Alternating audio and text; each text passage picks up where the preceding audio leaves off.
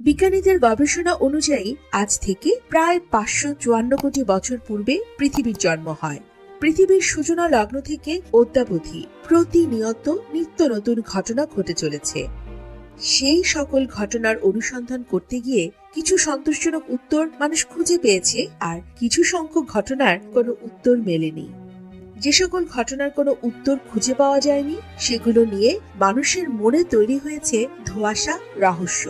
সেই সকল রহস্য উদ্ঘাটনে মানুষ হন্যে হয়ে ঘুরে বেরিয়েছে এক দেশ থেকে আরেক দেশে। তার গুটি কয়েক বিষয় নিয়ে আমাদের আজকের আয়োজন।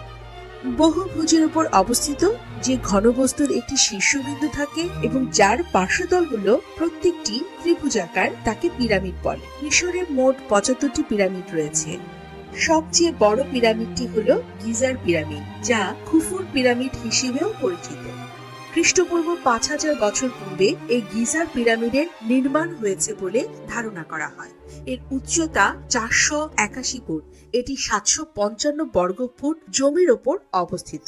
প্রায় 20 বছর ধরে 1 লাখ শ্রমিকের অক্লান্ত পরিশ্রমে নির্মিত হয়েছে এই পিরামিডটি। এই পিরামিডটি তৈরি হয় বিশাল বিশাল পাথর দিয়ে, যার প্রত্যেকটির ওজন প্রায় 60 টন এবং দৈর্ঘ্য 40 ফুট। প্রযুক্তির ক্রমবর্ধমান উন্নতির ছোঁয়ায় বর্তমানে হয়তো এত ভারী পাথর উত্তোলনের যন্ত্র আবিষ্কৃত হয়েছে, কিন্তু প্রায় 7000 বছর পূর্বে যখন কোনো প্রযুক্তির কোনো ছোঁয়া ছিল না, সেই সময়ে এত ভারী পাথর দিয়ে কিভাবে এই পিরামিডটি নির্মিত হয়েছিল সেই রহস্য আজও মানুষের কাছে অমীমাংসিতই রয়ে গেছে। ভয়নিখের রহস্যময় পাণ্ডুলিপি। আজ থেকে 100 বছর আগে রহস্যময় এই পাণ্ডুলিপিটি পাওয়া যায়। পোলিশ আমেরিকান পুস্তক বিক্রেতা প্রত্নতাত্ত্বিক উলফ্রিড ভয়নি 1912 সালে এক নিলামের মাধ্যমে এই পাণ্ডুলিপিটি ক্রয় করেন। উইলফ্রিড ভয়নিখের নাম অনুসারে এই পাণ্ডুলিপিটির নামকরণ করা হয় ভয়নিখের পাণ্ডুলিপি। কিন্তু পাণ্ডুলিপির মর্মার্থ তো দূরের কথা, একটি বর্ণ কেউ পড়তে পারেনি। কি নেই এই পাণ্ডুলিপিতে? ফুল, ফল, সংখ্যা, জ্যামিতিক নকশা, গ্রহ, নক্ষত্র, ছবি। এ যেন এক মহা দুর্বোধ্য ধাঁধা। প্রথম দিকে এর লেখককে তা বের করতেই হিমশিম খেতে হয়েছিল। পরবর্তীতে অনেক চেষ্টার পর জানা যায় এর লেখকের নাম রজার বেকন। রজার বেকনের নাম জানা গেলেও এটাতে তিনি কোন বিষয়ে কি লিখে গেছেন তা জানা যায়নি। কেউ কেউ মনে করেন এখানে তিনি সোনা তৈরির পদ্ধতি লিখে গেছেন, আবার কেউ কেউ মনে করেন এটাতে তিনি আত্মার গোপন রহস্য বলে গেছেন। কারো কারো মতে এটাতে মৃত্যুর ওপারের কথা কিংবা অমরত্বের কথা লেখা আছে। কেউ কেউ আবার দাবি করেন এর 14টি বর্ণ তিনি বুঝতে পেরেছেন, আবার কেউ কেউ 10টি শব্দ বুঝেছেন বলেও দাবি করছেন। কিন্তু আজ অব্দি কেউ এর পরিপূর্ণ অর্থ উদ্ঘাটন করতে সক্ষম হয়নি। এই পাণ্ডুলিপিটি মানুষের কাছে অমীমাংসিত রয়েই গেল। রহস্য দ্বীপ বাল্ট্রা।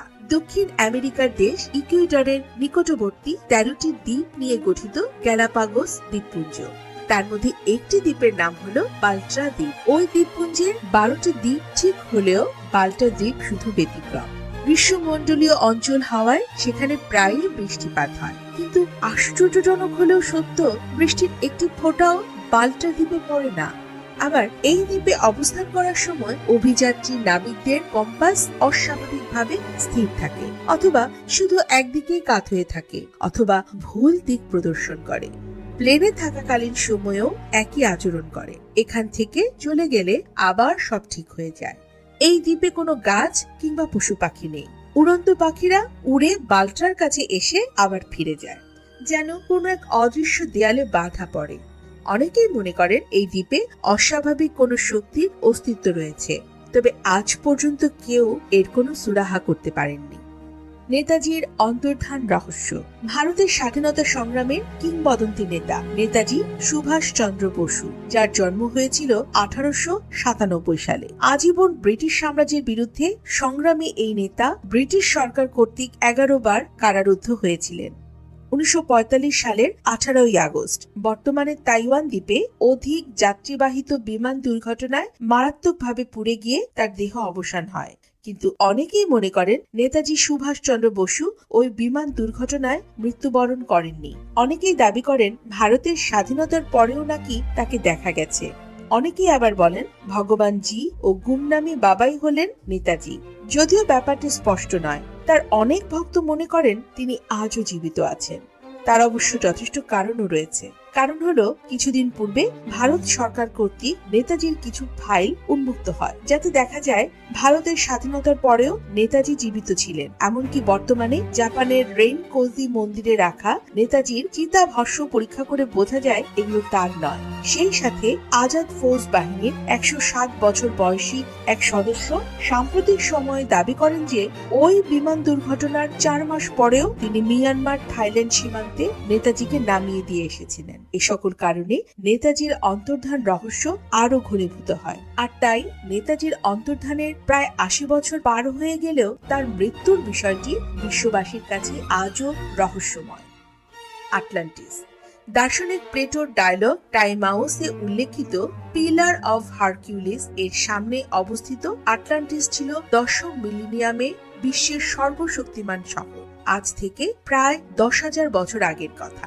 নৌশক্তির দ্বারা ইউরোপের বেশিরভাগ স্থান জয় করার পরে এথেন্সের কাছে পরাজিত হয়ে এই শহর এক রাতের মধ্যেই সমুদ্রে ডুবে যায়। অনেকেই মনে করেন প্লেটো পৌরাণিক কল্পকাহিনী এবং যুদ্ধের কাহিনী থেকে অনুপ্রাণিত হয়ে এই রহস্য তৈরি করেছেন, যার কোনো সত্যতা নেই। কিন্তু স্টোনহেঞ্জ। বিশেষজ্ঞদের মতে ইংল্যান্ডের উইল্টশায়ারের অ্যাম্বাস বাড়ির নিকটে অবস্থিত এই স্তম্ভটি খ্রিস্টপূর্ব 2000 থেকে 3000 অব্দের মাঝে নিওলিথিক ও ব্রোঞ্জ যুগে এটি প্রতিষ্ঠিত। এতে বৃত্তাকারে বিশাল আকৃতির কিছু দণ্ডায়মান পাথর রয়েছে এবং এগুলোর চতুর্দিকে মাটির বাঁধ রয়েছে। এই বাঁধের ভেতর চতুর্দিকে বেষ্টন করে আছে 56টি মৃত্তিকা গহ্বর। পাথরগুলোর মধ্যে আরো 2 সারি গর্ত বেষ্টন করে আছে। পাথরগুলোর গঠনের মধ্যে আছে 2টি বৃত্তাকার ও 2টি ঘোড়ার খুরের নলের আকার বিশিষ্ট পাথরের সারি।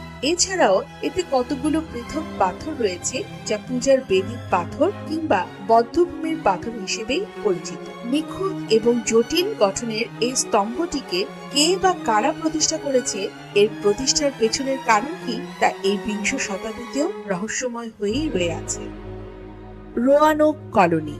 16 শতাব্দীর শেষের দিকে রানী এলিজাবেথ আমেরিকার ইংরেজদের স্থায়ী বন্দোবস্ত করার উদ্দেশ্যে রোয়ানোক আইল্যান্ডে রোয়ানোক কলোনি স্থাপন করেন। বর্তমানে এটি উত্তর ক্যারোলিনার একটি অংশে অবস্থিত।